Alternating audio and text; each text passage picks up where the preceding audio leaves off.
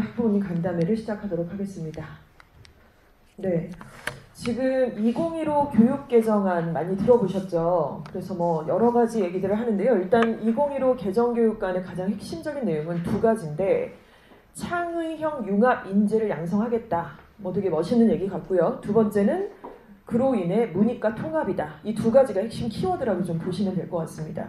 지금 우리 아이들이 이제 딱 얼마 안 있으면 중학교 1학년 올라가잖아요. 얘네들이 교육개정안의 시작을 딱 시작하는 그런 학년이라고 생각하시면 될 것 같아요. 그래서 얘네 때부터는 이제 약간 교과 수업의 패턴도 바뀌고요. 교과서도 바뀌고요. 그래서 얘네 선배들하고는 좀 다른 교과들로 진행이 된다고 생각을 하시면 될 것 같아요. 역시 마찬가지로 이번에 고1 올라가는 아이들도 비슷하죠. 자, 그래서 일단은 가장 큰 변화들을 몇 가지를 좀 얘기를 드리기 전에 좀 이런 생각을 가지시면 될 것 같아요. 뭐 교육에 이제 관심 많으시니까 간담회도 오시고 또 아이들 여러 가지 교육에 힘써서 이제 방학 때도 세팅을 하실 텐데, 교육은 뭐 입시는 계속 바뀌잖아요. 정부가 바뀌어서 바뀌는 것 같기도 하고 너무 많이 바뀌는데, 사실 지금 2015 교육개정안 때문에 바뀌는 되게 굵직한 내용들이 있습니다. 근데 그 하나의 사안을 보실 게 아니고요. 이거 지금 문재인 정부 들어서서 갑자기 바뀐 게 아니라 말 그대로 2015 교육개정안이기 때문에 박근혜 대통령 시절에 이미 규정이 된 거였어요. 그래서 시행이 2018년도부터 시행을 하자 이래서 진행이 되는 것 뿐이고, 그러니까 이 뭐가 하나 탁 기사가 뜨면은 이제 왜 저렇게 하지? 라고 생각하실 게 아니라 전체의 흐름을 좀 파악하시는 게 굉장히 좀 중요할 것 같습니다. 일단은 첫 번째는 자유학년제로 바뀐다는 거죠.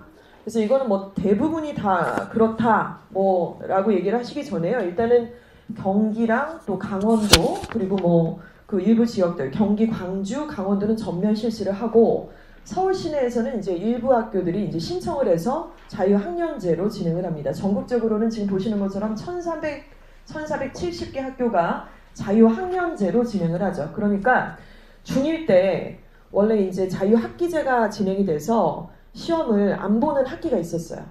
그쵸? 근데 이제는 1년 동안 시험을 안 보는 1년 내내, 1학년 내내는 자유학년제로 진행을 하는 학교들이 생긴다. 확장을 한다. 이제 이런 의미가 되겠고요. 자, 그로 인해서 시험을 지필고사를 안 보잖아요. 이거를 약간 오해를 하시는데, 지필고사를 안 보니까 애들의 평가를 안 한다, 논다 이렇게 생각하시는데 아닙니다. 수행평가라고 하는 걸 통해서 다 평가가 진행이 되고 있는 거예요. 그게 이제 숫자화로 정량적 평가가 아니어서 그렇지, 모든 수행평가는 평가의 대상이고 아이들의 평가를 받고 있는 것이죠. 일단 수행평가. 자, 그리고 지금 이 친구들한테는 뭐 문과, 이과, 중학생이니까 해당 사항이 없을 수 있는데, 결국에는 지금 고1 올라가는 애들부터 문이과 통합이잖아요. 그러니까 이 친구들도 그 맥락 안에 있다. 이렇게 보셔야 되겠죠. 자, 그리고 이제 고등학교들은 지금 뭐 난리가 났어요. 사실은 이제 고1 올라가는 애들부터 굉장히 낀 학년이 됐고, 지금 또 중3 올라가는 애들하고는 또 다른 입시를 치르고, 그래서 지금 현재 중학교 1학년, 2학년, 3학년 올라가는 애들은 다 학년마다 다른 입시의 어떤 구조를 치러야 되는 좀 이상한 상황이 좀 되기는 했습니다. 고등학교 1학년 올라가는 애들은 문이과 통합이 되면서 고1 때 통합, 사회, 통합, 과학이라는 과목을 배우게 돼요. 근데 이게 수업 시수가 상당히 큽니다. 그러니까 국어, 영어, 수학이 8단위라고 하는데, 통합사회도 8단위, 통합과학도 8단위예요. 꽤 크죠. 그리고 통합사회, 통합과학은 1학년 때만 배우고 지필고사 다 봐요.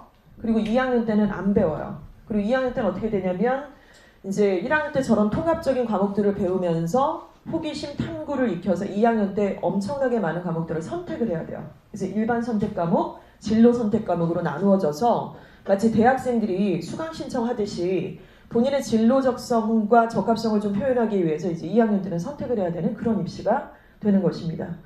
자, 이 선택 과목을 하다 보면은요, 선택을 한다는 얘기는 지금 이게 문제가 한두 개가 아니에요, 사실은. 예를 들어서 지방에 있는 그 인원수가 얼마 안 되는 고등학교라고 칠게요. 그럼 교사도 몇 명이 안 되잖아요. 그러면 이제 2학년 학생들을 위해서 전공 적합성을 발현해 주기 위해 여러 가지 과목들을 개설하고 싶지만, 현장에서는 그런 인력풀이 가동이 안 될 가능성이 높겠죠. 그렇죠? 그리고 만약에 서울 시내 뭐 인원수가 좀 많은 학교라고 할지라도 여러 과목들을 개설을 해놨는데, 학생들이 예를 들어 특정 과목에는 굉장히 소수만 지원을 했다 그러면, 지금의 고등학교 내신을 산정할 때는 상대평가잖아요. 4%, 11% 이렇게 상대평가인데, 그렇게 해갖고는 평가가 제대로 이루어질 수가 없겠죠. 그러니까 결국에는 저렇게 선택 과목을 막 이렇게 하게끔 한다. 이 얘기는 곧 뭘 얘기하냐면 고등학교의 내신을 절대평가로 하겠다. 이런 얘기랑 거의 동일한 얘기입니다. 그러지 않고서는 진행이 안 되니까요. 자, 그리고 결국에는 이 수행평가부터 절대평가까지 이 모든 과정들을 보시면 하나의 맥락이에요. 결국 학교에서 보는 지필고사, 어머님들이나 또는 제가 익숙한 거는 중간고사, 기말고사 때 겁나게 막 빡공해갖고 막 벼락치기 하면은 빡 해갖고 막 90몇 점 맞고 또 싹 까먹고 그리고 누구는 잘한다 그러고 누구는 못한다 그러고 우린 그런 세대잖아요. 우리라고 해도 되죠?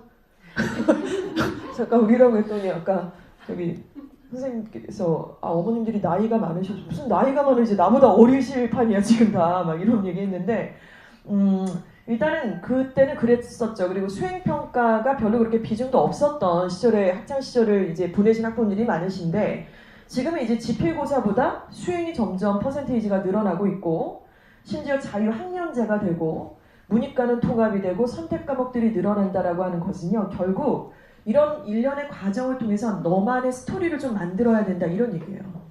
그러니까 이게 좀 어렵죠. 숫자로 딱 잘라서 대학을 보내겠다는 게 아니라 서류로 평가를 하겠다. 정성적 과정을 보겠다. 이제 이런 얘기가 되는 겁니다. 이 모든 것들은 다 결국 학생부 종합전형의 메커니즘과 동일하다고 좀 보시면 될 것 같아요. 지금 고등학교에서 그러니까 뭐 전국구 자사고라든가 외고나 이런 데서는 애들을 어떻게 뽑고 있나요? 과학고는? 지금 거의 뭐 전국구 자사고도 마찬가지고 일반 뭐 특목고도 그렇지만은 내신이 중학교 내신이 절대평가로 되기 때문에 크게 변별력이 없어요. 뭐 예를 들어서 과학고를 지원하는 애는 수학이랑 과학 과목을 보지만 거기서 뭐 B 뜬 애가 거길 쓰겠어요? 다 당연히 올 A죠. 수학이랑 과학은. 그런데 과학고는 정원이 분명히 존재하고 지원하는 애들을 통해서 이렇게 뽑습니다. 그러면 이제 A, B라고 하는 그런 것이 변별력이 있는 게 아니라 결국에는 생기부에 어떤 내용들이 기재가 돼 있고 자소서에는 또 어떤 내용들이 기재가 돼 있는지를 보고 면접을 통해서 애를 뽑잖아요. 그러니까 이거랑 동일하다고 좀 생각을 하시면 좋을 것 같아요.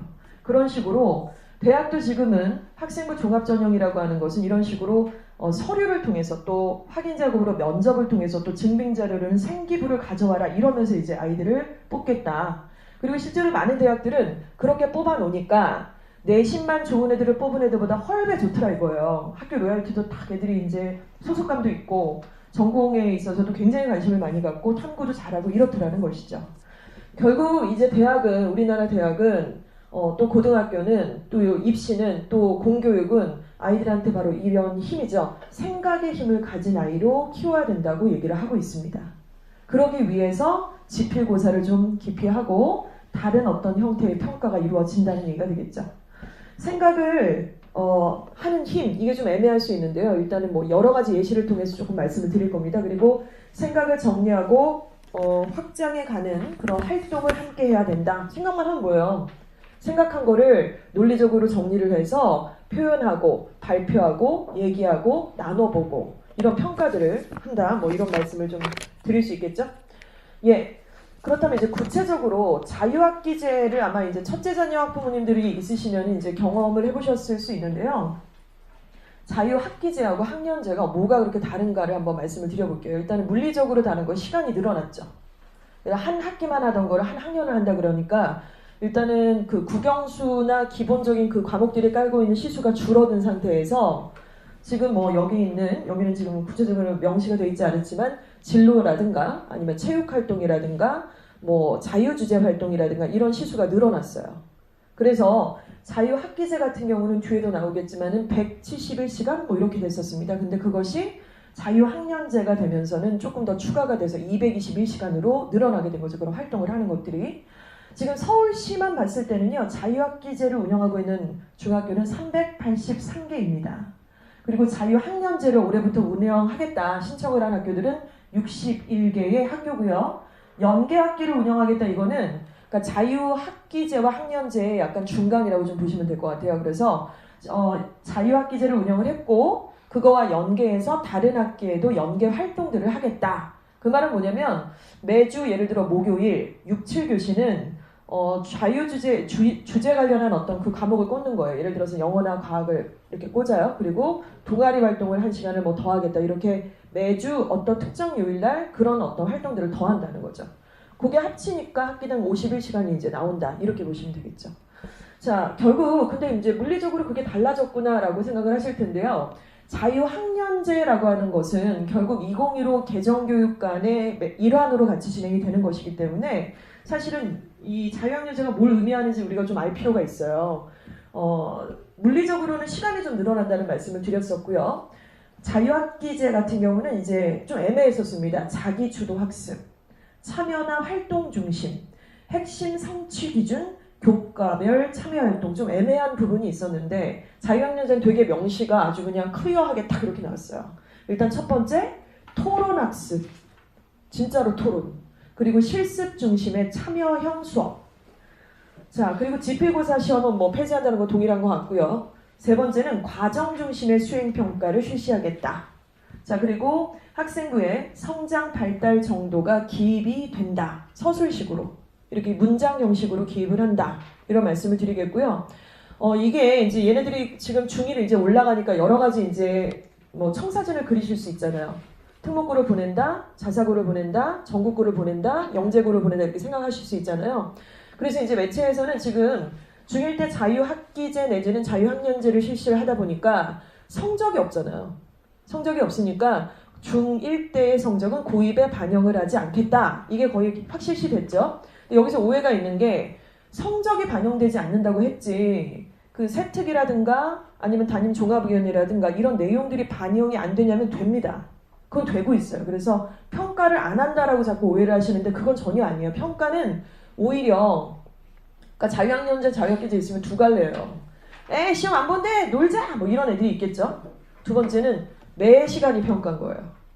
수행평가는 산발적으로 진행이 되니까 과목마다 달라지니까 매 시간이 뭔가 평가고 이 과제가 다 평가고 이렇게 되면서 오히려 더 이렇게 더 치중을 하는 그런 학생 학부모가 저는 있을 거라고 생각을 하고요. 이 부분은 원래 그런 거죠. 근데 이제 거기에 대해서 다만 객관적으로 공부를 도대체 어느 정도 하는지에 대해서는 조금 우리가 애매한 상태니까 그걸 좀 짚고 갈 필요는 있을 것 같다고 생각이 들고요. 자유학년제 얘기를 조금 더 해보도록 하겠습니다. 일단 말씀드린 것처럼 자유학기제는 지금 그 국영수라는 이런 교과 과목 외에 그 일단은 더 추가되는 이런 내용들이 170시간이 이제 추가가 됐죠. 170시간은 그러니까 원래 실수에서 갑자기 플러스 170시간이 된 게 아니라 기존의 수업에서 빼고 어떤 수업들은 빼고 관련된 자유학기제와 관련된 수업들이 170시간이 차지를 했다. 이제 이렇게 보셔야 될 것 같아요. 그래서 예를 들면은 이런 시간표가 나옵니다. 그래서 뭐 기본 교과, 국영수나 이런 게 깔리잖아요. 그러면은 1, 2교시는 주제 선택 과목을 하고 또 예술, 체육. 그래서 중학교 가면은 체육을 애들이 되게 많이 할 거예요. 안 하던 무슨 골프를 친다 그러던가 양궁을 한다 그러고 그래서 뭐 하는 짓이야 지금 뭐 이럴 텐데 진로하고 관련 있는 그런 것만 하는 게 아니고요. 이런 전반적인 창체 활동을 한다고 생각을 하시는 게 좋을 것 같고요. 주제 선택 과목, 진로 선택 과목 뭐 이런 식으로 이렇게 170시간에 해당이 되는 시간표가 아이들의 이제 5, 6교시 시간표에 딱딱딱 자리를 잡고 있는 것입니다. 그럼 여기서 놀아도 되나? 이게 다 기재가 돼요. 그러니까 자유학기제 목록이 그 항목이 따로 있어요. 생기부를 보시면은 그래서 거기 내용에 이런 것들은 다 기재가 되는 겁니다. 그래서 애들은 그냥 노는 거 같고 뭐 재밌는 거 했어 이러는데 실제로 이 부분은 아무리 뭐 특목고나 자사고를 갈 생각이 없다고 하시더라도 기본적으로 학교 생활에서 무엇을 원하고 있고 어느 방향으로 가는지를 모르고 그냥 무턱대고 가는 것은 굉장히 맞지가 않잖아요. 그래서 이런 활동들은 모두 다 평가가 되고 있다는 거를 좀 생각을 하셔야 될 것 같아요. 자, 그런데 자유학년제가 되면은 말씀드린 것처럼 51시간이 더 추가가 돼서 221시간으로 이제 이런 시수가 더 늘어나게 되는 것이죠. 자, 이거는 그러면 어떻게 연결이 되냐면 말씀드린 것처럼 지금 이제 221시간으로 늘어났습니다. 원래 170시간이었던 자유학기제가 자유학년제나 연계학기제가 되면서 221시간으로 늘어났잖아요. 근데 지금 고1을 보면 얘네들하고 딱 이제 3년 차이 나는 고1들이 이번에 이제 고등학교 딱 올라가면 아까 말씀드렸잖아요. 통합사회랑 통합과학을 수업이 개설이 됐다. 그러니까 중3 입장에서 이거예요. 오늘도 저희 밴드에 이제 기사가 올라갔는데 뭐 연희중학교 3학년 애가 이제 무슨 뭐 미디어하고 인터뷰를 한 내용이에요. 저는 중3이고 이제 고1 올라가는데 제가 고등학교 가면 없던 과목이 생긴대요. 통합사회랑 통합과학. 근데 또 수능에서는 그 과목을 안 본대요. 뭐가 뭔지 모르겠어요. 좀 답답하고 되게 두려워요. 뭐 이런 인터뷰를 약간 뭐 짜고 치는 고소처럼 뭐 이렇게 약간 뭐 이렇게 한 것 같아요. 근데 그 말을 제가 딱 읽으면서 그 학생들 입장에서는 되게 답답하겠다. 왜냐면 그 과목이 무슨 자습서가 나와 있지도 않고 지금 또 단위수가 그냥 쌩까도 되는 단위수가 아니잖아요. 그리고 그거는 회복이 불가능해요. 2학년 때 깔려있는 과목이 아니기 때문에 뭐 성취도 같은 거 나중에 처음에 못했지만 나중에 잘한다 이런 게 또 중요한 건데 그러기에는 이제 1학년밖에 없으니까 좀 두려운 부분이 있겠죠. 자, 그런데 그런 아이들과 지금 우리가 얘기하고 있는 우리 아이들하고 사실은 연계성이 매우 크다고 보시면 될 것 같은데요. 고1 딱 올라가면 공통 과목이 있습니다. 국영수 영어가 있죠. 그리고 한국사 필수니까 여기까지 똑같습니다. 근데 시수가 줄었어요. 국영수하고 뭐 한국사는 시수가 거의 비슷한데 국영수는 지금 기존에 2, 3학년 애들이 하는 것처럼 그렇게 많은 시수가 수업 시간에 깔려있지가 않고 좀 줄었습니다. 10단위였던 게 8단위로 줄어드는 거야. 그리고 나서는 통합사회, 통합과학, 그리고 과학탐구 실험이라는 과목들이 깔리게 되죠. 말씀드린 것처럼 각각 통합사회와 통합과학이 단위수가 8단위까지가 되니까 국영수랑 거의 맞짱을 뜨는 거예요. 그러니까 이거를 좀 생각을 하셔야 될 것 같아요. 그래서 간단하게 말씀드리고 넘어가고 싶은 건 뭐냐면 지금 대입에서는 문과 애들한테 과학 과목을 요구하지 않아요. 그렇죠? 이과 애들한테는 사회 과목을 요구하지 않습니다. 그리고 진짜 뭐 교대라든가 서울대 외에는 내신에서도 사실은 그렇게 타 과목, 이과와 문과와 상충이 되는 과목들의 내신 점수도 그렇게 반영이 되지 않아요. 웬만한 15개 대학들도 그런데. 근데 지금은 어떤가요? 다 반영하겠다는 얘기잖아요. 융합형 인재를 만들겠다는 얘기니까. 그래서 우리가 애들을 지금 이제 중학교 올려보내셔서 뭐 2학년 되면 내신을 볼 거예요. 그래서 이제 사회도 보고 과학도 보고 지피를 보겠죠? 근데 애가 나 닮아갖고 과학을 완전 못해. 그래서 그런 얘기는 또 우리는 안 하잖아요. 나 닮아서 그렇다는 얘기는 안 하는데 이해도 가지만 속으로 이렇게 생각을 하겠죠. 아, 이건 어차피 문과니까 과학은 그냥 좀 안 해도 되지 않나? 이렇게 생각을 하셨다는 부모님들이 되게 많으셨겠죠. 지금 제도가 그러니까. 근데 우리 애들은 거기에 해당이 없다는 거예요. 다 잘해야 돼요. 다 잘해야 되고 신경을 써야 돼요. 그러니까 관심이 없고 재미가 없다라고 해서 그렇게 놔버리는 과목이 생기면 고등학교 가서 힘들겠죠, 지금. 그쵸? 그러니까 이런 부분들을 좀 생각을 하셔야 되고 근데 너무 또 이런 말씀 드리면 부담을 되게 가지시는데 말 그대로 통합사회, 통합과학은 통합이에요. 그래서 깊이 있게 들어가는 과목이 아니고 특히 통합과학 같은 경우는 기존에 깔려있던 1학년의 과학 시간보다는 사실 시수가 조금 줄어든 것도 좀 있습니다. 그러니까 각각의 과학 과목들을 다 합친 것보다는요. 자, 이 부분이고요. 그리고 나서 2학년에 올라가면 근데 그게 2학년 올라가서 뭐 선택을 할지 1학년 말에 할지 그건 아직 안 정해졌어요, 사실은. 근데 어찌됐건 저것은 이제 공통 과목이고 이제 조금 그 공통 과목을 기본으로 탁 깔고서는 선택 과목이 있다고 말씀을 드렸습니다. 그렇죠? 그래서 만약에 1학년 때 통합과학이랑 통합사회랑 국영수를 공부하다 보니 경영경제 쪽이 너무 관심을 갖게 됐어요. 내지는 뭐 통합사회 어떤 굵직한 카테고리 한 과를 공부하다 보니까 너무 재밌는 거예요, 얘가. 그래서 나는 경상계열로 좀 가야겠다. 경영경제 쪽으로 한번 가봤으면 좋겠다. 이런 생각이 들면 이제 2학년이나 아무튼 선택 과목을 선택해야 될 시점에 일반 선택은 수학 1, 확률과 통계, 또 세계지리, 세계사, 경제 이런 것들을 선택을 하죠. 그리고 진로에서는 경제, 수학 이런 게 이제 있어야만 하는 거예요. 그 학교에. 경제, 수학이라는 거는 지금 미적분하고 약간 그 카테고리나 목차가 거의 비슷해요. 그래서 이런 과목들은 진로 선택 과목으로 선택을 합니다. 근데 얘가 경상계열 갈 건데 굳이 진로 선택에다가 무슨 과학사나 고정과 윤리 이런 건 안 들어도 된다는 거죠. 그리고 일반 선택에서도 뭐 예를 들어서 생활과 윤리나 정치와 법 뭐 굳이 이런 거는 안 들어도 된다는 거죠. 그래서 자신의 그 진로나 그 관심 영역에 맞게끔 2학년 때는 선택 과목을 들을 수 있게 한다. 뭐 이런 취지의 지금 개정안이 진행이 될 예정입니다. 이해가 가시나요? 그러면 우리 중학교 이제 올라가는 친구들은 중학교 1학년, 2학년, 3학년, 고1 때까지라고 칠게요, 이게.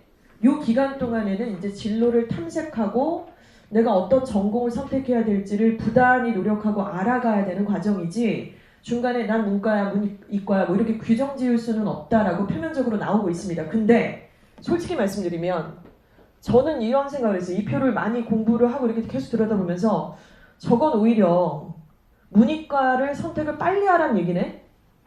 이거를 뭐 고1 때 언제 무슨 공부를 해갖고 2학년 때 어딜 갈까 거기서 그걸 하고 있어요 우리가?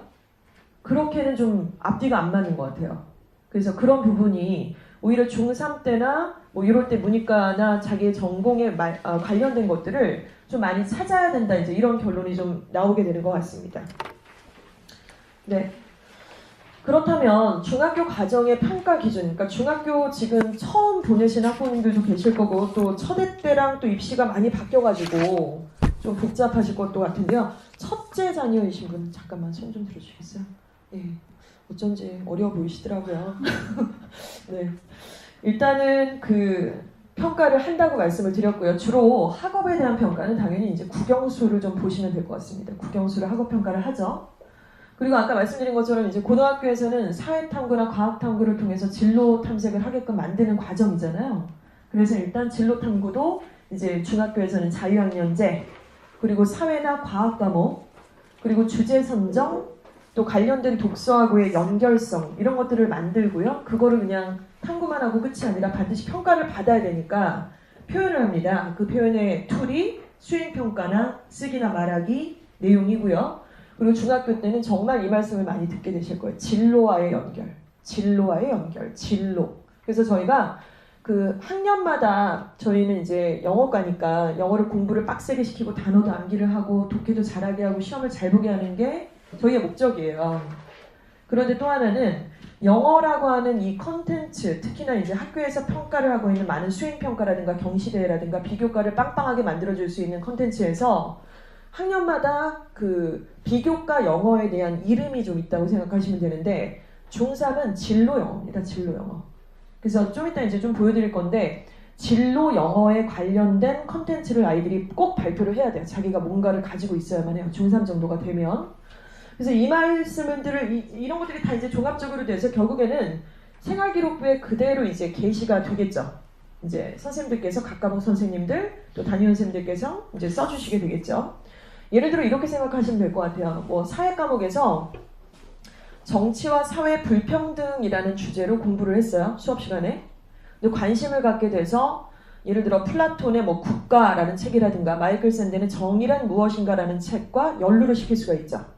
그래서 그 과목의 책들을 이 두 가지 책들을 아이들하고 읽어보고 그리고 교사는 보통 어떻게 평가를 하냐면 옛날에는 이제 칠판 수업을 많이 한 거잖아요. 근데 이제는 더 이상 칠판 수업을 많이 하는 게 아니라 핵심적 개념만 설명을 하고 뒤로 착 빠져서 관찰자가 되는 거예요. 그래서 아이들이 협업 활동을 하게 하고 찬반 양론을 나누게 하고 아이들이 발표를 하게 하고 그 발표하는 것들을 뒤에서 보면서 이렇게 막 쓰는 거죠. 평가를.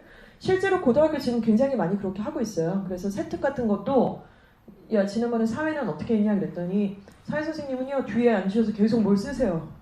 그러니까 세특을 이제 작성해야 되는 시기에 지금도 뭐 그렇게 하고 있으니까 일단은 교실에서 단순하게 지필이라든가 칠판 수업만을 하는 것으로 평가되는 시기가 이제 완전히 지났고 교실에서 아이들이 그 정의란 무엇인가 국가라는 어떤 책들을 이제 어떤 관련 독서를 읽은 거죠. 그리고 사회 불평등에 대해서 같이 생각을 공유하고 같이 나누는 그런 어떤 과정을 평가하겠다 이제 이런 얘기입니다.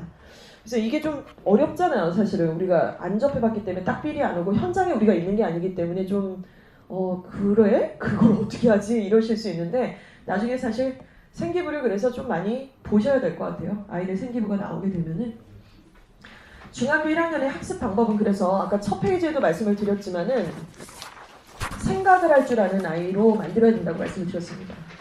특히 남자애들은 진짜 생각을 잘 안 하잖아요. 왜? 라고 그러면 생각 안 해봤는데? 화를 세는 건데? 이러고 또 반대로 저희 집 아이 같은 경우도 여자아이인데 생각은 많아요. 생각은 많은데 뭐 표현하라고 하면 뭐 어떤 소리가 많지? 뭔 소리야 그게? 뭔 상관이야 그거랑 지금 이거랑 답답하다 막 이렇게 되는데 그러니까 생각이 많다는 것은 생각을 이제 깊이 있게 하죠. 생각을 깊이 있게 하려면 일단은 학습 자체의 어떤 그 방법론이 단순한 암기에서 끝나면은 안 되겠죠. 모든 과목들이. 그래서 단순한 암기로 학습을 할 수는 없고 교과 학습과 독서를 반드시 연결하는 습관을 해주셔야 돼요.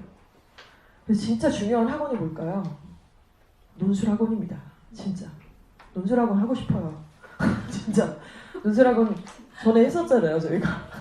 논술과 이 토론이라는 것의 컨텐츠가 이것이 얼마나 중요한지가 정말 고스란히 드러나는 시대라고 생각을 좀 해요. 그리고 이제 독서를 통해 토론의 근거를 찾는 연습을 하는 거죠. 그러니까 예를 들어서 저기 사적인 얘기입니다. 저희 큰애가 이제 고등학생인데 걔가 얼마 전에 저희 절친 학부모님께서 저한테 좋은 소스를 주셔가지고 서대문 보건소에서 하는 연세대학교 학생들 멘토들하고 하는 토론 이렇게 학습이 있었는데 4회 정도 하는 거예요. 공짜인데. 그래서 고1 학생들만 모집을 해서 이렇게 신청 접수를 하라고 저한테 딱 문자를 주셨길래 감사합니다. 그리고 바로 신청을 했어요. 그래서 얘가 이제 거기를 토요일마다 가는 거고 이제 지난 토요일에 3회차를 간 거죠. 근데 얘는 이제 처음 본 거예요. 연대생들이 그렇게 바글바글한 걸 일단 처음 봤고 딱 이렇게 처음에 이 토론의 개요에 대해서 들었어요. 토론이란 어떻게 하는 거고 어떤 식으로 해야 되는 거고 논제는 어떻게 해야 되고 약간 연습을 했는데 딱 처음에 듣고 와서 하는 말이 엄마 개 똑똑해. 장난 아니야. 그치? 그거 보라고 가라고 한 거야. 솔직히 그거를 네가 이걸 외부 활동인데 생기부 기재하는데 한계도 있고 한데 근데 너무 얘가 자극을 받고 그리고 거기는 이제 타학교 애들도 많이 와 있는 거잖아요. 그래서 여자 남자 해서 이제 고1 애들만 있으니까 한 15명 정도 있고 멘토들은 한 7명 있다고 하더라고요. 근데 얘가 비로소 이제 거기서 뭔가를 들은 거예요. 그래서 소재는 뭐냐면 일테면 학교의 체벌에 대한 부분, 또 문이과 통합이 과연 좋은가 나쁜가에 대한 부분, 그리고 18세 이상에게 선거권을 줄 거냐 말 거냐에 대한 부분인데 기가 막힌 게 이게 바로 고등학교 사회 과목의 목차에 있는 내용입니다. 수행평가하고 연루가 되어 있고요. 진짜 소름 끼쳤어요. 그래서 너무 좋은 거예요. 그걸 하는 것 자체가. 그래서 얘가 어제도 하는 말이 엄마 이런 걸 또 할 수 있을까? 그래서 이제 고2 올라가는데 이 또래도 계속은 못하지. 대박인 것 같아 엄마. 완전 똑똑하고 거기다 공짜야. 딱 내 스타일이야. 돈을 좀 아끼려고 얘기를. 그래가지고 아무튼 그런 부분들. 근데 걔가 이렇게 숙제가 있어요. 그게. 그래서 매주 토요일마다 하니까 이제 준비를 해가야 되겠죠. 그랬더니 처음에는 예를 들어 문이과 통합에 대해서 자신의 찬반 양면의 입장을 정해오라 그러니까 입장을 정해요. 지금 우리 애들 수준인 거예요. 어떻게 보면. 그래서 뭘 써요. 그래서 야, 네 생각을 쓰라는 것도 있지만 그 생각을 네 머릿속에 그 얄팍한 지식으로 쓰라는 게 아니라 논거를 갖고 와야 될 거 아니야. 기사를 찾아보는가 책을 읽던가 해야지. 네 생각을 누가 믿어. 너는 고1인데. 예를 들어 정말 권위 있는 사람이 쓴 책이라든가 기사글이라든가 이런 건데 가장 좋은 게 책이죠. 그러니까 이게 굉장히 중요한 거예요. 그래서 서울대 입시에서는 독서를 엄청나게 강조를 하잖아요. 책 읽지 않은 사람 우리 학교 못 온다. 거의 이런 수준이에요. 서울대 같은 경우는. 그래서 그냥 많은 책을 산발적으로 읽는 것이 아니라 바로 주제와 연관된 그런 토론의 근거로서의 활용이 있어야 된다는 겁니다. 그래서 아까 말씀드린 것처럼 각 과목마다 생기부에 기재가 되는데 독서 이력사항이 기재가 되잖아요. 그러면 각 과목마다 목차와 관련된 독서를 웬만하면 써야죠.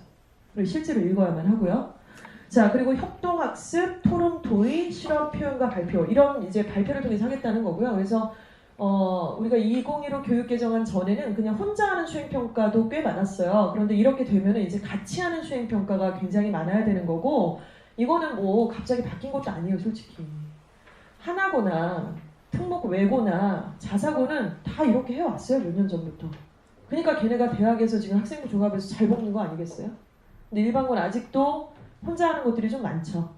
자, 그리고 표현을 위한 영어 글쓰기 말하기를 위한 기본 만들기. 저희는 영어학원이니까 영어에 있어서 이런 역할들을 할 수 있게끔 해야 되는데 영어의 수행평가라든가 영어의 그 경시대회라든가 이런 부분에서는 굉장히 어떤 변별력이 있는 부분입니다. 독서 이력사항도요. 원서가 이렇게 학기마다 한 권씩 딱딱 꽂혀 있는 거랑 그냥 딥다 그냥 자기가 원하는 과학도서만 있는 거랑은 비교가 안 되죠. 그런 부분하고 좀 다를 수 있을 거라고 좀 생각을 하고요. 우리 1학년 학생들은 이제는 좀 공부 방법을 다르게 가야 된다. 점수로서만 자꾸 얘기할 것이 아니라 이런 평가들이 좀 있어야 된다는 말씀을 드리겠습니다. 그래서 결국에는 우리가 가야 될 골이 뭐냐면요. 바로 중3의 진로 영어 테드입니다. 테드. 테드는 이제 학부모님들이 아시는 분들도 계시고 좀 생소한 분들도 계실 텐데요. 우리 대성고나 예일여고는 다 테드 동아리가 있어요. 지금 현재. 그리고 중학교들도 테드 동아리를 하는 학교들도 있는 걸로 아는데요. 테드는 이거죠. 그러니까 전 세계에 많은 어떤 전문 직종에 종사하는 사람이라든가 어떤 특별한 체험을 한 사람이 자기가 나타나서 자기가 갖고 있는 생각과 소신을 딱 정해진 시간 안에 기승전결에 맞춰서 발표하고 얘기를 하고 딱 들어가는 겁니다. 그래서 우리나라에는 세바시라고 있잖아요. 세상을 바꾸는 15분이라는 프로그램이 있는 것처럼 그걸 영어로 하는 거죠. 근데 이거는 어떤가요? 일단 영어를 못하면 안 되겠죠. 그리고 그 글을 누가 써주고 지가 와서 이렇게 발표를 하는 게 아니라 자기가 쓰는 거잖아요.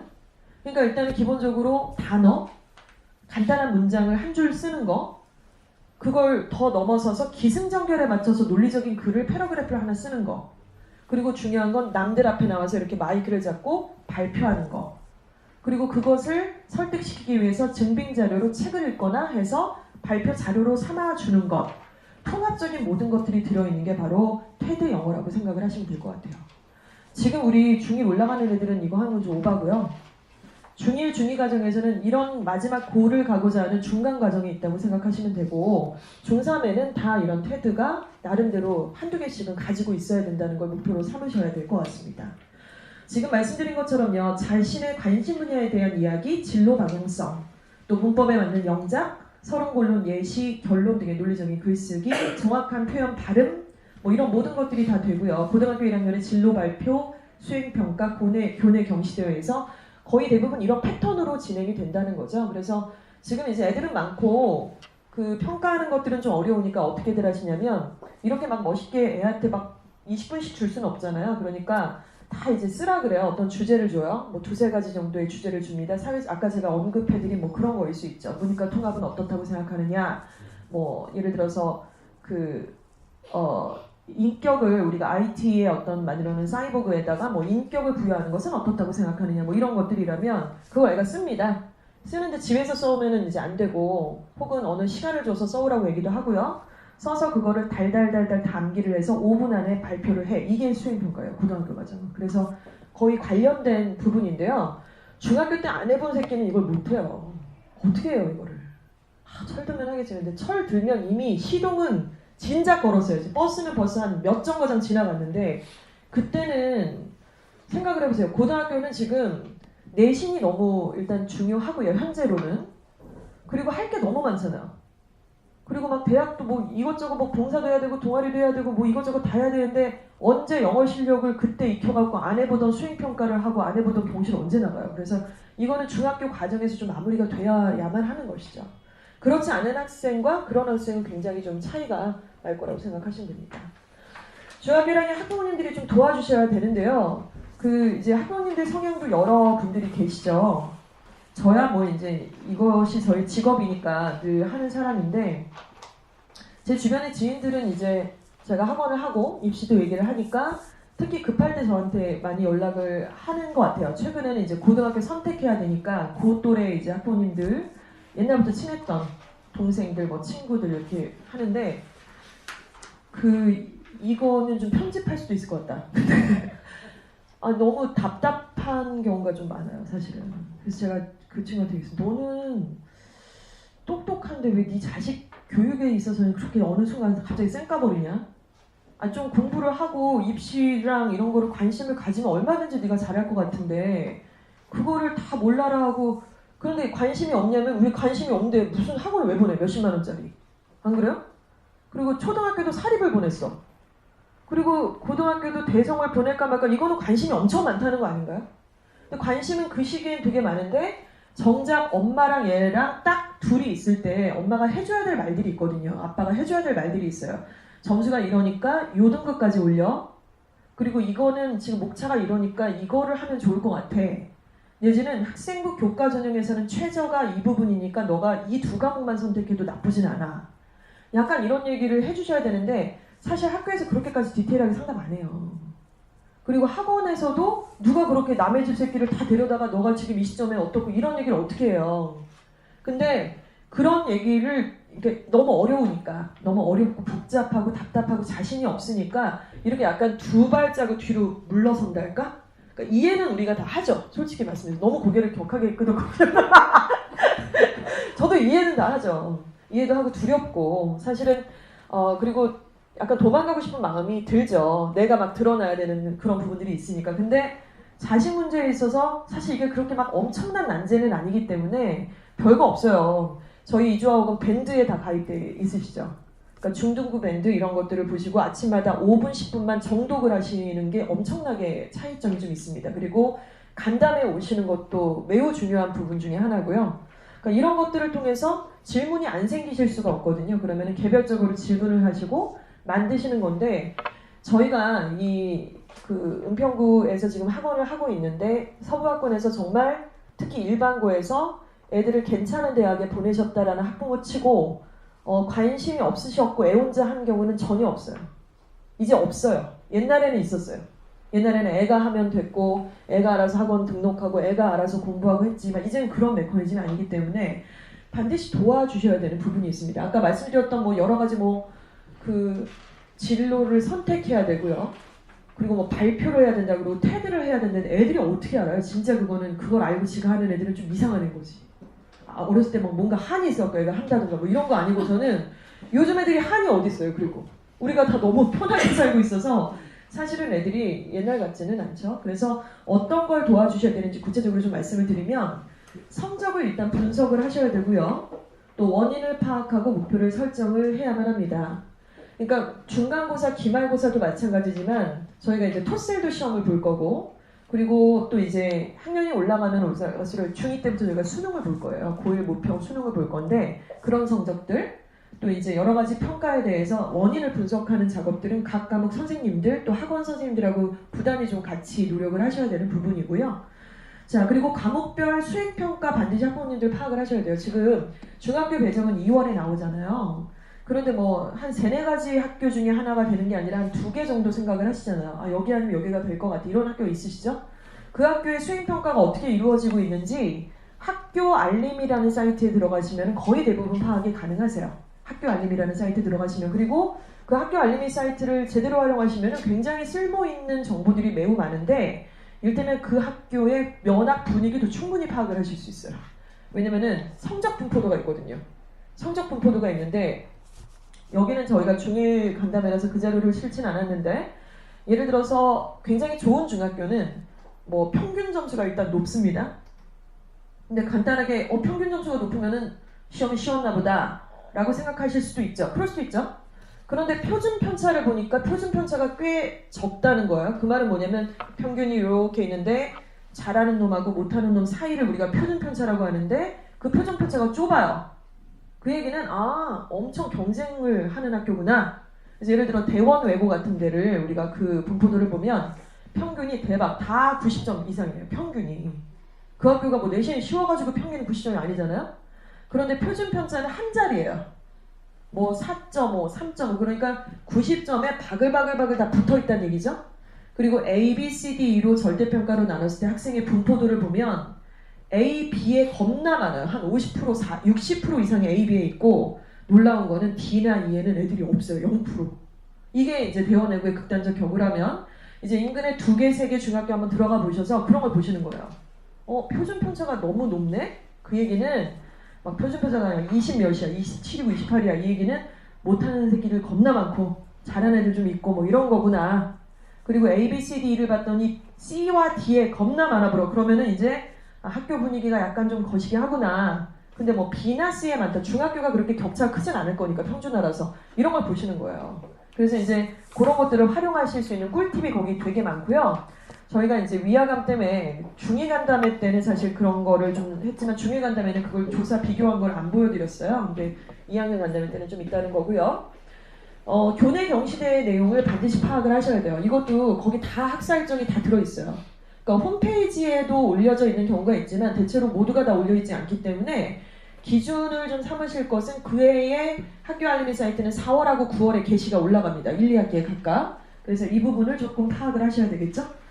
자, 그리고 이제 1학년이 쫙 지났어요. 그럼 1학년에는 저희가 이조학원에 드림팀이라는 게 존재를 하는데요. 드림팀, 말 그대로 드림팀인데요.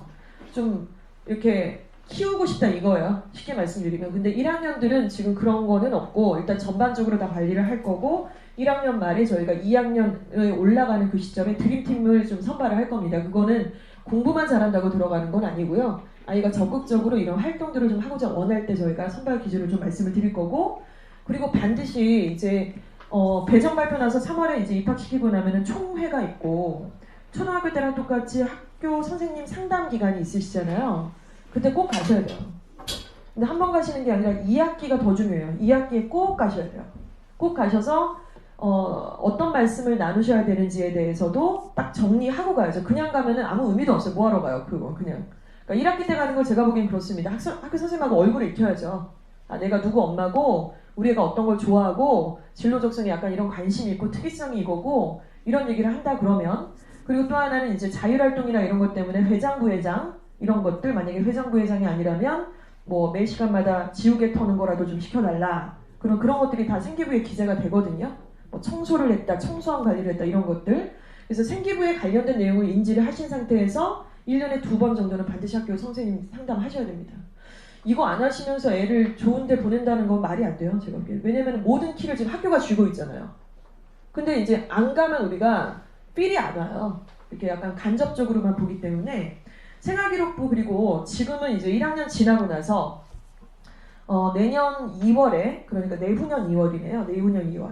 그때 이제 생기부가 나올 겁니다. 1학년에 1년에 모든 과정들이 싹 기재가 될 거예요. 자유학기제라도 자유학기제 항목에 맞춰서 이제 기재가 될 거고, 그 내용을 진단을 학원에서 받으셔야 돼요. 학원에서.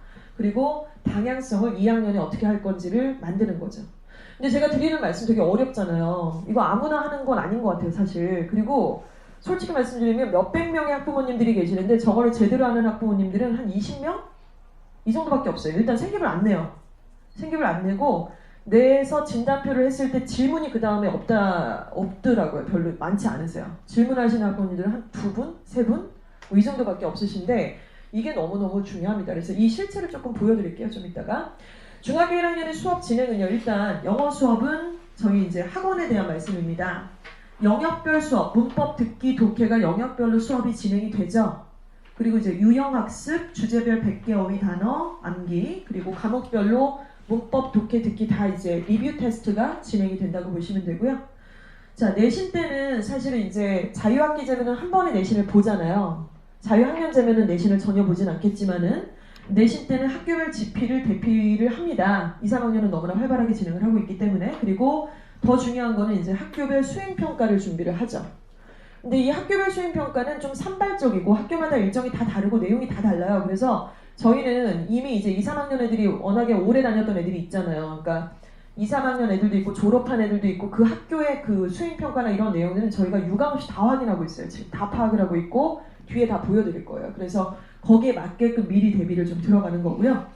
내신 플래너, 그러니까 제일 문제가 되는 게 제가 자유학기제가 딱 진행이 되고 애들이 2학년에 올라가니까 학력이 확실히 떨어지긴 하더라고요. 진짜. 예년에 비해서 공부를 못해요. 근데 아무도 몰랐던 거잖아요. 1학년 때 시험을 안 보니까 한 번 시험은 뭐 아니 그럴 수도 있지 이제 이러다가 2학년 딱 올라가면은 중간기말 다 보는데 허걱 이제 이런 상황이 꽤 돼요. 그래서 막 되게 답답하고 서로 그런 상황이 생기는데, 그러니까 왜 그러냐면 어떤 단기간 안에 시험 범위라는 게 딱 주어져서 달달달 공부해서 몰입하는 게 필요한데 이제 그런 훈련이 좀 덜 돼 있는 거죠. 대신에 뭐 다른 장점이 있겠지만 자유학기 자유학년제가 어찌됐건 내신을 보게 되는 그 자유학기제 그 내신은 저희가 내신 플래너 작성하는 것부터 시작을 하게 됩니다. 그리고 강사별로 이제 그 내신을 다 보게 되면은 분석을 해요. 항상 중간기말 끝날 때마다 이제 분석을 하는데, 예, 그리고 영어 독서는 세특이나 독서 이력 사항이 상당히 중요한 부분이기 때문에 한 학기에 1개 이상은 무조건 정독책이 들어가서 수업으로도 활용을 하고 있습니다. 그리고 저희가 이번에는 이제 다독 프로그램 그 온라인 컨텐츠하고도 계속 지금 접촉을 하고 있는데 이제 3월부터는 그걸 유료화해서 다독할 수 있는 그 온라인 컨텐츠 프로그램을 좀 진행을 할 예정이에요. 그리고 영어를 그냥 책만 읽었다 그러면 학교에서도 그걸 어떻게 증빙할 건데 당연히 그러시거든요. 그래서 증빙 자료로 간단하게 영어 독후감, 에세이 이런 것들을 써야만 하는 거죠. 그래서 나중에 그게 이제 아까 앞에서 보여드렸던 영어 테드 이런 식으로 연결이 된다. 이렇게 보시면 될 것 같습니다. 독서활동 정리하고요. 그리고 아까 보여드렸던 테드 같은 걸 이렇게 하기 위한 그 1, 2학년은 어떤 과정이니까 영작을 하고 또 뉴스와의 연관성, 진로 방향성 이런 것들을 합니다. 그리고 생활기록부는 위에서 아까 말씀드렸던 그런 내용들을 이제 정리를 하는 거죠. 그래서 일단 이런 과정을 통해서 수업은 쭉 진행이 되니까 영어과에 있어서는 영어의 어떤 공부 부분, 교과라고 하죠. 그리고 영어를 위한 비교과 부분, 각 학교의 수행평가, 그리고 고등학교 가서도 계속 이어질 수밖에 없는 여러 가지 영어의 어떤 진로 영어에 관련된 내용들, 그리고 영어 독서들 이런 것들이 전반적으로 2주와 5권에서는 진행이 된다고 이제 보시면 될 것 같습니다. 중학교 1학년의 로드맵은요, 이제 12월에 딱 개강을 하잖아요. 12월 1일 날 하죠. 그리고 이제 화목반은 12월 5일 날 하더라고요. 그래서 12월 1일, 5일에 중등부는 이제 개강을 합니다. 총 레벨은 3가지예요. 예비 중일 반의 레벨은 총 3개고요. 제 개강을 일단 하게 되면은 그 레벨에 맞게끔 반편성을 할 건데 애들이 오늘 내일 이렇게 레벨 테스트를 지금 보고 있어요, 사실은. 그래서 오늘 학원이 오셨을 때 사실 레벨 편성된 걸 딱 드려야 되는데 조금 일정이 저희가 다른 학년들하고 맞춰야 될 것 같고 조금 이렇게 늦어진 부분을 양해를 부탁을 드리고요. 거기에 맞춰서 이제 교재도 좀 다르죠, 당연히. J탑반이 한 반 있을 거고요. 그 다음에 일반반, VJ반이라고 합니다. VJ반이 이제 반별로 수준에 맞게끔 2반 정도가 편성이 될 예정입니다. 1월에는 이제 자유학년제 방학 특강이 진행이 될 거고요.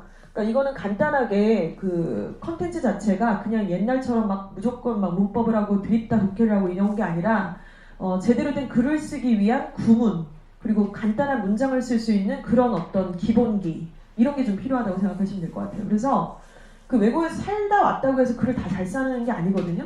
영어 유치원을 나왔다고 해서 애들이 글을 잘 쓰는 게 아니고 정말로 이거는 우리나라 말의 어떤 논술 수업이 좀 되는 애가 그래야 영어도 이렇게 쓰고 영어에 대한 훈련도 되고 이제 이런 과정이기 때문에 복합적인 특강이 좀 들어간다고 보시면 되고요.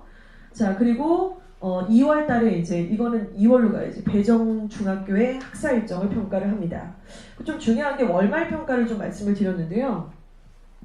저희가 중학교 1학년은 아까 말씀드린 시험이 없다 보니까 약간 다른 학원도 마찬가지일 것 같아요. 뭐 애가 계속 학원은 가는데 잘하는 건지 못하는 건지 중간기말을 봐야 그래도 조금 물론 그 중간기말도 수준이 뭐 매우 높은 것은 아닙니다만은 그래도 필이 오는데 너도 나도 그냥 약간 넘어가는 부분들이 좀 생겨요 아무래도. 그리고 이제 비교과 활동이 되게 많잖아요 지금 독후감 쓰고 막 이러다 보니까 바쁘긴 한데 객관적으로 얘가 수준이 어느 정도인지를 좀 간과하는 경향이 없지 않더라는 거죠. 그래서 이 부분 매우 중요한 부분이라서 월말 평가를 저희들이 진행을 할 거예요. 그래서 이건 객관적인 시험들이 될 거고 그것들이 이제 평가의 기준 그리고 상담의 어떤 자료로도 쓰이는 그런 내용들이 좀 되실 것 같습니다. 2월 달에는요 저희가 중등부 내에서 스피킹 컨테스트가 있는데 이거는 1학년만 하는 게 아니라 2, 3학년들이 다 같이 해요. 그래서 이제 조별로 묶여서 어떤 컨텐츠를 정해서 누군가는 연극을 하고 누구는 테드를 하고 누군가는 자신의 에세이를 PPT로 만들어서 발표를 하고 아니면 누구는 팝송을 부르고 누구는 영화 더빙을 하는 건데 이 모든 것들은 심심해서 하는 게 아니라 영어 수행평가하고 깊은 연관성이 있다고 보시면 됩니다. 그래서 적극적으로 좀 참여를 시키셔야 돼요. 그때는. 근데 그게 일정도 안 맞고 막 연습해야 되고 이러니까 사실 그렇게 만만치 않잖아요. 그런 게 이렇게 애가 좋아하지 않을 수도 있고 그런데 무조건 시키셔야 돼요. 제가 정말 후회하는 게 후회 뭐 해봤자 소용도 없지만 저희 큰애가 중학교 때 좀 공부를 열심히 안 했어요. 그리고 학원을 하고 있지만 그렇게 억지로 막 감사할 줄 모르는데 그거를 학원에 막 꽂아놓고 그러는 게 너무 싫어서 걔를 이제 단어 탈락자 막 이름이 게시되고 막 이러면서 여기를 안 다녔어요. 1년 동안. 그리고 아빠가 너무 무섭고 저도 좀 한 카리스마 해보이시죠? 근데 제가 되게 무서워하는 사람이 저희 남편이거든요. 너무 무서워서 찍소리도 못하고 안 된다고 하니까 그래서 걔는 그냥 1년 내내 중학교에서 춤만 추고 돌아다녔죠. 걸그룹 춤을 춰서 발표를 하고 막 축제를 다니고 막 이랬는데 얘가 그러니까 그 스피킹 컨테스트에 참여를 중3 때 많이 못했어요. 못했죠 아예. 그리고 1년에 뭐 수행평가라든가 뭐 테드 발표라든가 이런 거를 안 했어요. 못했죠. 근데 그러고 고등학교를 가니까 얘가 너무 힘들어해요 지금. 그리고 막 경시대회 뭐 에세이대회 이런 거 나가는데 실제로 상을 받지는 좀 못하는 부분들도 많이 있고 근데 진쌤하고 제가 이제 우리 중3에 김진 강사가라고 있는데 그 김진 강사가 저한테 그런 얘기 하더라고요. 중3 때 저랑 테드를 하고 에세이를 쓰고 연극을 했고 이런 과정을 거친 애랑 그렇지 않은 애랑 확실한 차별을 보여드리겠습니다. 이러더라고요. 그래서 이미 알고 집에도 있다 하나. 정말 인정한다라고 얘기를 했습니다. 그래서 이런 부분들이 좀 중요하고요. 3월 달에는 이제 생기부를 작성이 그때부터 들어가는 거예요. 애들이 입학을 하면 막 이러겠죠. 누구랑 같은 반이야? 급식에 맛이 있어 없어? 뭐 교복이 어때? 막 이 난리 칠 거예요. 그리고 살짝씩 화장을 하기 시작할 거예요. 쟤들은. 이런 상황에서 사실 알고 보면 평가의 대상이 되고 있다는 것. 그 다음에 생기부는 작성이 진행이 되는 중입니다. 그래서 이런 부분들 좀 보셔야 될 것 같고요. 4월, 5월, 6월, 7월 쭉 이렇게 일정들을 좀 보시면서 참고를 좀 하시면 될 것 같아요. 그래서 저희가 사실 이제 12월까지의 모든 일정들이 굵직한 것들이 정해졌어요. 근데 이거를 매년 똑같이 하지 않아요. 항상 이제 회의를 통해서 한 달간의 계속 거듭되는 회의를 통해서 어떻게 하자, 일정을 어떻게 하자, 책은 무엇으로 하자가 거의 이제 계속 정해진다고 보시면 될 것 같습니다. 정규 수업은 단어 테스트, 복습 테스트, 개인별 과제 검사, 월말 평가를 통해서 하고요. 자유학년제 프로그램은 중1이 끝나게 되면은 북 레포트가 이런 방식으로 나오게 돼서 이거 지금 올해 중1, 그러니까 중2 올라가는 애들이 만들어낸 북 레포트고요. 책으로 만들어져요. 그래서 본인도 여기 이제 참여해서 내 이름과 내 에세이가 여기 들어가 있다. 이제 이렇게 보시면 되죠. 일부러 학원 로고 같은 거는 다 싹 다 빼고 아이들이 마치 모든 동아리를 한 것처럼 해서 이렇게 작성을 하고 있습니다. 그러니까 영어 논술학원의 컨텐츠라고 생각하시면 될 것 같아요. 가장 이해가 좀 빠르게 하시면. 그리고 내신이 끝나면은 반드시 내신을 분석을 하죠. 뭐 내신을 안 보는 학년이다 보니까 이 부분이 뭐 그다지 와닿지 않으실 수 있지만 실제로 예 깜짝이야. 선생님들 이름을 써 있어서 깜짝. 그래서 일단은 예 이 부분이 강사들은 강사대로 평가를 하고요. 또 학생들은 학생대로 또 리뷰를 하는 비교 대조하는 것들을 좀 저희가 분석을 하고 있습니다. 아까 말씀드린 학교별 수행평가를 조금 말씀을 드릴게요. 이게 좀 중요하실 것 같아요. 학교별 수행평가. 근데 이것만 보셔서는 잘 필이 안 오실 거고 그 배정 학교 발표가 나면요. 되게 디테일하게 드릴 거예요. 과목마다 어느 시기에 무슨 과목이 어떤 식으로 수행평가를 하고 있는지를 그 공부 잘하는 중2, 3학년 선배들이 있을 거 아니에요. 저희 학원에. 걔네들 중에 또 아주 그냥 똑 부러진 여자애들이 있다고요. 걔네들한테 다 얻어내면 그냥 거의 다 남자애들 5명한테 물어보는 거 그 이상의 콘텐츠가 딱 나와요. 그래서 진짜 너무 답답한 것 같아요. 진짜. 진짜 고등학교 가도 좀 답답한 것 같아요. 내신 하다 보면 너무 답답한데 범위를 몰라요. 제발 알려줘. 제발 알려줘. 부탁이야. 제발 알려줘. 안 알려줘요. 모른대요. 그래서 아무튼 명지중학교하고 상신중학교의 1학년 수행평가를 보시면 근데 이 두 개 학교는 약간 지금 2015 교육개정안하고는 조금 다른 평가를 하고 있어요. 기존의 평가들. 한번 보실까요? 스피킹 파트, 교과서에 스피킹 파트가 있으니까 거기에 대화문으로 서로 문답을 하는 거예요. 물어보면 대답하고. 그러니까 간단한 다이얼로그를 외워서 그냥 하는 거예요. 옛날에도 우리 중학교 때도 막 하고, 우리라고 해도 되죠? 했었죠. 그리고 그림을 보여주면서 주어진 표현을 묘사를 한다. 이건 약간 옛날에 니트가 이제 이런 방향을 했는데 그림을 보고 얘는 지금 어디를 가고 있는 거고 갑자기 열이 나는 걸 보니까 뭐 감기가 걸린 것 같고 약간 이런 묘사인데 그다지 어렵지 않습니다. 이것도 짜고치는 고스톱 딱 패턴 있고요. 그거대로 그냥 암기해서 발표한다고 보시면 되죠. 리딩 같은 경우는 독후 활동 후 독후감 제출을 합니다. 한 학기당 1회 실시를 하는데요. 이거는 뭐 미리 준비하는 거니까 학원에서 다 이제 첨삭을 당연히 해주고 이제 제출만 하면 되는 그런 상황이고 책도 따로 읽을 게 아니라 저희가 말씀드렸잖아요. 한 학기당 한 권이 무조건 꽂힌다고. 자, 라이팅은 이제 에세이인데 교과서 주제에 따라서 일정한 형식으로 쓰기. 기말 2주 전에 진행을 합니다. 이게 이제 명지중학교 얘기예요. 그리고 듣기평가는 총 20문제고 6월하고 10월 중에 시행이 됩니다. 이게 이제 수행평가 내용이죠. 그러니까 지금 생각해보시면 만약에 2학년에 올라가도 중간고사, 기말고사, 듣기평가, 수행평가 이게 다 합쳐져서 지금 평가가 나오는 거잖아요. 그러니까 우리가 사실은 2학년에 가서 100점이다 90점이다라는 거는 중간 기말이 다 하고 있지 않아요. 절대로. 만약에 중간고사를 100점 맞았다 그러면 걔는 30점을 획득한 거죠.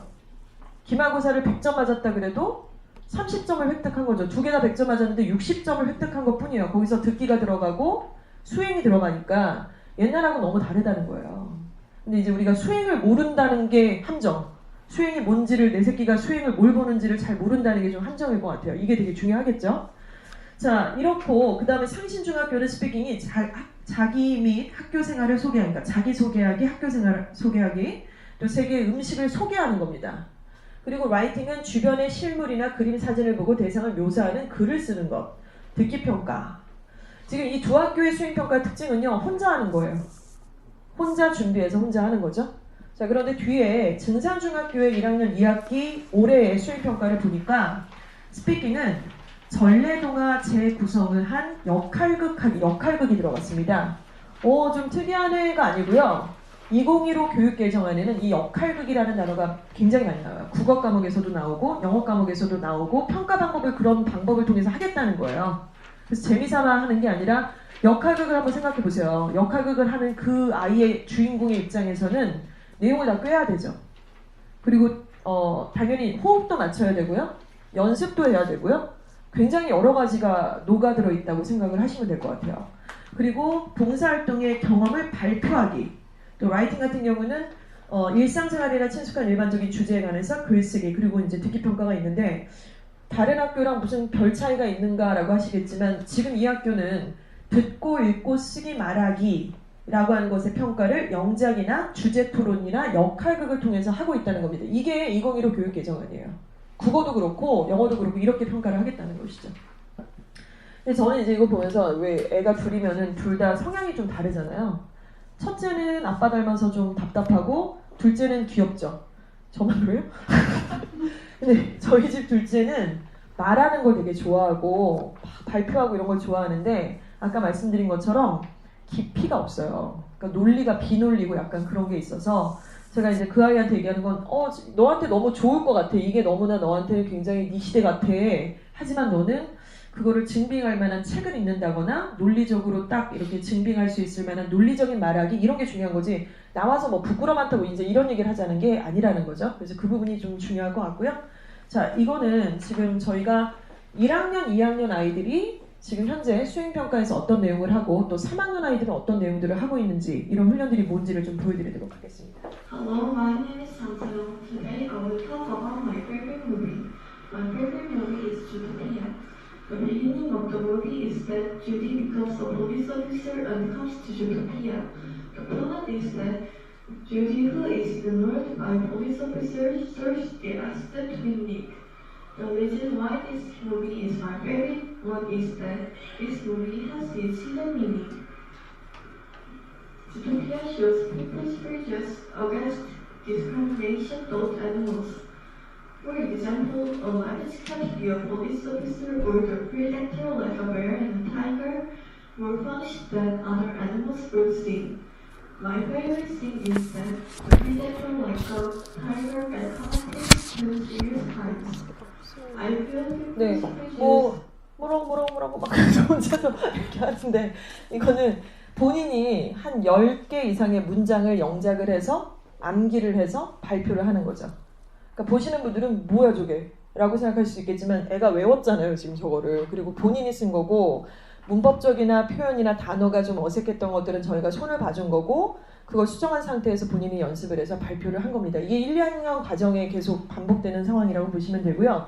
이제 중3 학생들 거를 보여드릴 건데, 얘네들은 저희가 얼마 전에 그 통합사회 통합과학의 교과서를 좀 입수를 하게 됐어요. 아직 시중에 나와 있지 않지만은. 그래서 그 목차를 보고 중학교 3학년 이제 졸업하기 직전이고, 사실 오늘 예비고일이 개강이거든요. 걔네들은 여기 더 이상 있지도 않은데, 얘네들한테 이제 이걸 관련해서 딱 목차를 주고 설명을 하고, 너희들이 이제 팀을 나눠서 찬반 양론의 입장이 돼서 근거를 한번 얘기해봐라. 그래서 2시간 만에 본인들이 글을 쓴 거예요.